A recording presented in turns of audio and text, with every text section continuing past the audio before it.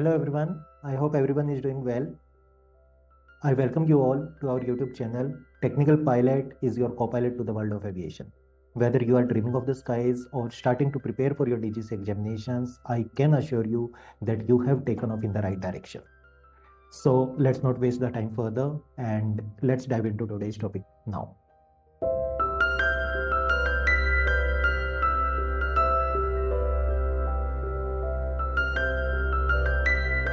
Number 2, you will study rules of the air. Rules of the air means when you are in air.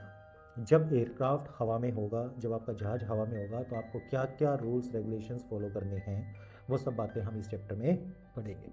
काफ़ी interesting सा chapter है, काफ़ी नई नई बातें आपको सीखने में मिलेंगी। मुश्किल नहीं है, आसान सा चैप्टर है। I think the easiest subject and the most important as well. करीब करीब DGCA में 8 से 10 सवाल आते हैं। Let's start.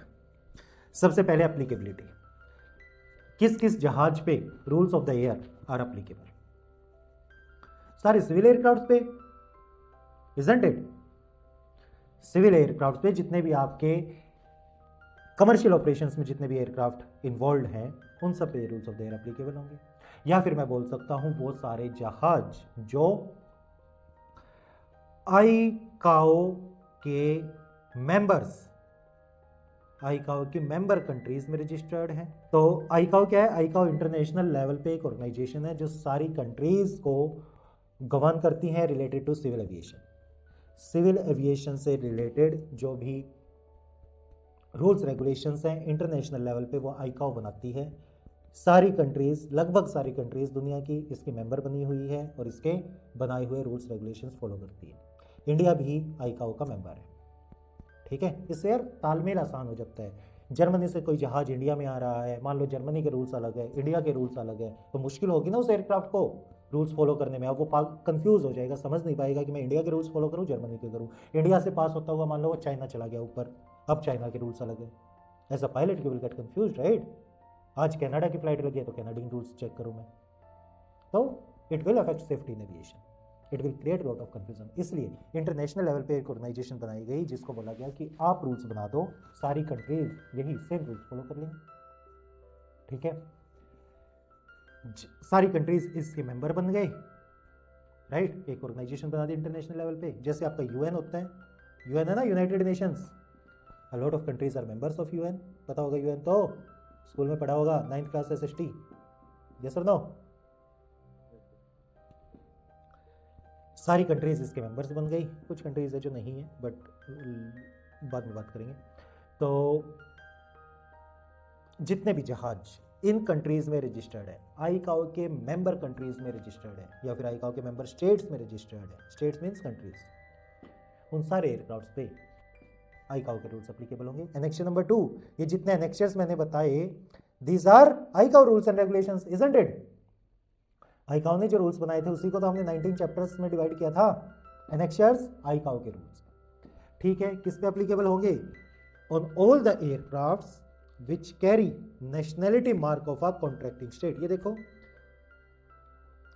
इंडिया में रजिस्टर्ड है ये एयरक्राफ्ट, कैसे पता लगा मुझे? इंडिया का नेशनैलिटी मार्क है VT। जितने भी एयरक्राफ्ट्स इंडिया में रजिस्टर्ड होते हैं their registration number will start with VT। जैसे हरियाणा में जितनी गाड़ी रजिस्टर होती हैं HR से नंबर स्टार्ट होता है, दिल्ली में जितनी गाड़ी रजिस्टर होती हैं DL से नंबर स्टार्ट होता है। ऐसे ही कंट्री वाइज कोड दे दिया है ताकि पहचान में आ जाए ये एयरक्राफ्ट कौन सी कंट्री का है, ठीक है। Good. Applicable whenever aircraft is in operation, या तो एयरक्राफ्ट हवा में है, rules of the air will be applicable, और एयरक्राफ्ट ग्राउंड पे है लेकिन इंजन्स चल रहे हैं।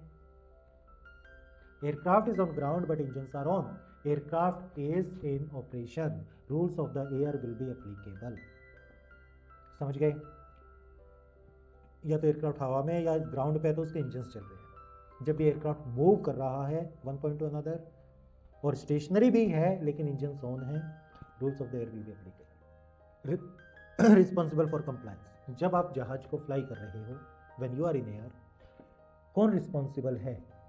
आपका जहाज रूल्स फॉलो कर रहा है नहीं कर रहा है, who will be held responsible for that? Commander. Commander, right. एक एयरक्राफ्ट कमांडर होता है आपका, he will be responsible, commander. Whether he is acting as PIC और को पायलट। PIC इज, अच्छा जब आपको पता है हमेशा there are two pilots in the cockpit, right, पता है ना आपको ये बात।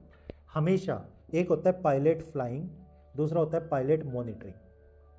Pilot flying means who will be having controls, जिसके हाथ में होंगे। There will be only one person at any point of time who will be taking charge of controls. दोनों पायलट कभी भी एयरक्राफ्ट को कंट्रोल नहीं करेंगे, समझ गए, one at a time. Generally आपका जो कमांडर होता है दैट, अच्छा जो पायलट फ्लाइंग है that is known as pilot in command. जो पायलट मॉनिटरिंग है, पायलट मॉनिटरिंग मीन्स जो ये एक तो फ्लाई कर रहा है, एयरक्राफ्ट को इनपुट दे रहा है, जो थ्रस्ट लीवर है उसको कंट्रोल कर रहा है, जो आपकी कंट्रोल स्टिक है उसको लेफ्ट राइट आगे पीछे जो भी है एयरक्राफ्ट को मैन्यूवर करना आपको वो कंट्रोल कर रहा है, जिसके हाथ में स्टीयरिंग है गाड़ी का, समझ गए। दूसरा हो गया पायलट मॉनिटरिंग। पायलट मॉनिटरिंग का काम क्या है, इंस्ट्रूमेंट्स को ऑब्जर्व करना, सिस्टम्स को ऑब्जर्व करना कि एयरक्राफ्ट के सारे सिस्टम सही चल रहे हैं कि नहीं चल रहे हैं, कहीं कोई वार्निंग तो नहीं है। ATC के साथ कम्युनिकेट करना में भी, राइट, आपके कॉकपिट में बहुत सारे इंस्ट्रूमेंट्स होते हैं जिन पे कुछ ना कुछ रीडिंग्स आ रही होती है, आपकी एयर स्पीड है, ऑल्टीट्यूड है, हेडिंग है, फ्लाइट लेवल है, इजंट इट। ये सारे इंस्ट्रूमेंट्स को ऑब्जर्व करता है पायलट मॉनिटरिंग और अपना फीडबैक बताता है पायलट फ्लाइंग को if there is any change is required और समथिंग, ठीक है, okay sir. Fine.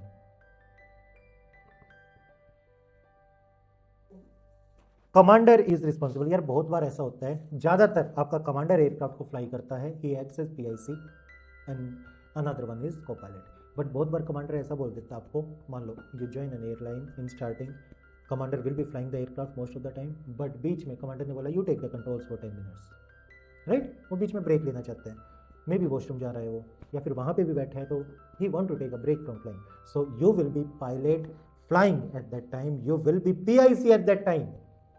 When you have the controls at that time, you are pilot in command. Clear? Commander तो वही है लेकिन पायलट इन कमांड आप उस टाइम पे, उस 10 मिनट के लिए। Good enough. So commander is responsible whether he is acting as PIC or whether he is acting as co-pilot. He will be responsible for the safety of the aircraft, whether the aircraft is following the rules or no. PIC of an aircraft will have final authority of the aircraft in any manner, in every manner. PIC की authority होती है, PIC का decision होता है कुछ भी करने के लिए, okay. The person who is having the controls of the aircraft at any moment of time, that person, that pilot has the final authority to take any decision regarding the aircraft. आपकी airline भी कुछ नहीं बोल सकती इस बात पे। वो बात अलग है कि अगर आप गलत डिसीजन लोगे तो फिर आपके ऊपर इंक्वायरी बिठा दी जाएगी, आपसे जवाब मांगा जाएगा, राइट। बताया था मैंने, एयर इंडिया की फ्लाइट थी, Yes, sir. चंडीगढ़ से पायलट ने मना कर दिया पैसेंजर को बोर्ड करने से, क्यों? क्योंकि उसको लगा कि ये कुछ करेगा फ्लाइट में, हाँ, उसको लगा कि कमेंट ये करेगा। उसको लगा कि ये टेररिस्ट है, इन फ्लाइट इसको ले जाना खतरे से खाली नहीं है, right, he can do some crime on the flight, right. PIC ने मना कर दिया उसको, मेरे प्लेन में नहीं बैठेगा तू, और उसने केस डाल दिया एयर इंडिया पे, 10 लाख रुपए मिले थे फिर उसको। कोविड के आसपास की बात है जहाँ तक मुझे याद है, आई गेस कोविड से जस्ट पहले, ठीक है, फाइन, गुड इनफ। कोई डाउट? सर PIC हमेशा कैप्टन ही रहेंगे ना? नहीं, अगर बस- कैप्टन 15 मिनट के लिए वॉशरूम जा रहा है तो who is in command of the aircraft? First officer. First officer, so he is PIC eight that time. But sir फिर कुछ होगा तो who is responsible, first officer और? यार देखो, मेन रिस्पॉन्सिबिलिटी होती है आपके कमांडर की, because he has given you controls seeing your capabilities. उसने आपको कंट्रोल्स दिए हैं, इसका मतलब उसको सही लगा है, तभी तो उसने आपको कंट्रोल्स दिए हैं। उसको ये लगा है कि you are capable of flying the aircraft, that's why he has given controls to you, isn't it? So main responsibility always lie with commander of the aircraft, ठीक है। Towing of civil aircraft, towing क्या होती है? What do you mean by towing? तो इस चीज को खींचना, रस्सा बांध के खींचना। बहुत बार ऐसा होता है कि हमारी रोड पे चलते हुए गाड़ी खराब हो जाती है, हम क्या करते हैं, एक रस्सा बांधते हैं और ट्रैक्टर से उसको खींचते हैं, ट्रक से उसको खींचते हैं, isn't it? मैकेनिक की दुकान तक पहुंचाने के लिए करते हैं ऐसा, किया है कभी? स्कूटर बाइक तेल खत्म हो गया हो कभी रास्ते में, नहीं हुआ कभी? गाड़ी खराब हो गई रास्ते में? नो? हुआ है सर। किसी के साथ तो कभी ना कभी हुआ होगा, ये तो नॉर्मल चीज़ें हैं, लाइफ में होती रहती हैं कभी कभी, right? Yes, that is known as towing, जब आप रस्सा बांध के खींचते हो। एविएशन में अगर मैं बात करूं, we do towing of aircraft on ground, right? बहुत बार ऐसा होता है ग्राउंड पे टॉइंग की जाती है, लेकिन in flight towing is prohibited. Civil aircraft की सिविल एविएशन में टॉइंग प्रोहिबिटेड, टॉइंग अलाउड नहीं है। ये किसकी हो रही है फिर towing? This is not a civil aircraft, जो मैंने फोटो दिखाई है that is not a civil aircraft, that is a glider. Glider क्या होते हैं आप? What is glider? सुना है कभी? ग्लाइडिंग करते हैं, हाई ऑल्टीट्यूड पे जाके और कूद जाते हैं, राम का नाम लेके और खतरों के खिलाड़ी बन के कूद जाते हैं, जहां किस्मत ले जाए वहां चले जाएंगे। नहीं, ग्लाइडर सबसे बड़ी स्पेसिफिकेशन क्या है, इनमें इंजन नहीं होता, नो इंजन, इनमें पावर नहीं होती, ठीक है? ये बस हाई ऑल्टीट्यूड पे जाके और कूद जाते हैं, धीरे धीरे धीरे धीरे धीरे नीचे आते रहते हैं। जैसे आपने देखा वो पैराशूट ग्लाइडिंग कराते हैं, पैराशूट ग्लाइडिंग की है कभी किसी ने? ग्लाइडिंग नहीं, क्या करते हैं वो एक हाई एलिवेशन पे ले जाते हैं और उसके बाद आपको वो पैराशूट बांध के और नीचे कूद जाते हैं वो, इजंट इट? धीरे धीरे धीरे धीरे धीरे आप नीचे आते रहते हो। In the same way that's how gliders work. इनके पास इंजन नहीं होते, इनके एरोडायनेमिक्स वगैरह की कैसे अप्लाई करते हैं उसकी मैं टेक्निकल की बात नहीं कर रहा, डिटेल में नहीं जा रहा। तो बहुत बार ये क्या करते हैं कि मान लो कोई एयरक्राफ्ट है, वो इसको रस्सा बांध के अपने साथ हवा में ले जाता है और यहाँ जाके इसको क्या करते हैं, डिटैच कर देते हैं। Now this glider will fly slowly, okay? India में इतना कॉमन नहीं है, यूएस यूरोप में अगर हम बात करें तो people use it as a weekend sport. Saturday Sunday सुबह मॉर्निंग में निकल जाते हैं अपना ग्लाइडर्स लेके, प्राइवेट ग्लाइडर्स हैं वहाँ पे लोगों के पास, अपना ग्लाइडर लेके चले जाते हैं और they enjoy the weekend, right? जैसे हम साइकिलिंग करते हैं वीकेंड पे, वो ग्लाइडिंग करते हैं। हाँ, जैसे इसमें ग्लाइडर्स में इंजन तो होते नहीं, तो बस वो इसमें कितनी ऑल्टीट्यूड पे जाते हैं ग्लाइडर्स में? यार ग्लाइडर्स का डिपेंड होता है, glider to glider, generally I think they fly 3 to 4,000 feet. तो सपोज करो मान लो 4000 फीट पे है, तो उसके बाद ये ग्लाइड करते हुए नीचे आएंगे, तो बस ये फ्लैप से कंट्रोल करते हैं डायरेक्शन, या नहीं, डायरेक्टली कंट्रोल्स होते हैं, you can control the direction of the glider, flaps are not use to control direction, वो गलत बात है, ठीक है? ये गलत बोल रहे हैं आप। There are control surfaces, control surfaces होते हैं आपके aileron, rudder and elevator. These are 3 control surfaces to control the direction of the aircraft, okay? Not flaps, flaps का कुछ और काम होता है। ये धीरे धीरे एयरक्राफ्ट नीचे आता रहता है। इन ग्लाइडर्स की ना स्पेसिफिक लैंडिंग स्पॉट होती है, ये वहीं पे जाके लैंड कराते हैं। ये कैलकुलेट कर लेते हैं पहले से ही कितने हाइट से मैं ग्लाइड करना स्टार्ट कर रहा हूँ, how much distance I can travel. They travel the distance on the ground as per the height from which they start gliding, ठीक है? उसके अकॉर्डिंग ये डिस्टेंस ट्रेवल करते हैं, ठीक है? Fine, so the point was towing is not allowed for civil aircraft. Good. On ground we do towing. बहुत बार एयरक्राफ्ट को ग्राउंड पे, ये देखो ये भी तो यही कर रहा है, लैंडिंग गियर को पकड़ के खींच रहा है, इजंट इट?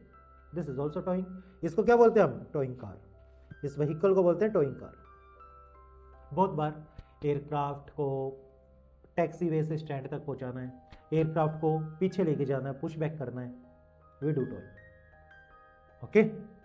बहुत बार ऐसा एरिया होता है जहां पे it is not safe to operate engines, maybe आसपास ग्राउंड टीम काम कर रही है, मेंटेनेंस टीम काम कर रही है, कार्गो लोड अनलोड किया जा रहा है और एयरक्राफ्ट को मुझे मूव करके मे बी पार्किंग बे तक लेके जाना है, हैंगर तक लेके जाना है, मैं इंजन्स ऑपरेट नहीं कर सकता, it can be dangerous because people are working in the vicinity. हम क्या करते हैं? टॉइंग कार बुलाते हैं and that moves the aircraft, okay? Ground पे yes we use towing of in civil aviation to move the ground, to move the aircraft on the ground, but in flight towing is not allowed for civil aircraft. Good enough. Thank you everyone for watching this video. Stay tuned to learn about DGCA subjects, aviation concepts in a more simplified way. And if you have any questions, please feel free to drop them down in the comments below. Do not forget to subscribe so that you are updated with the latest videos, and please follow us on Instagram @technicalpilot.in. Thank you. See you next time.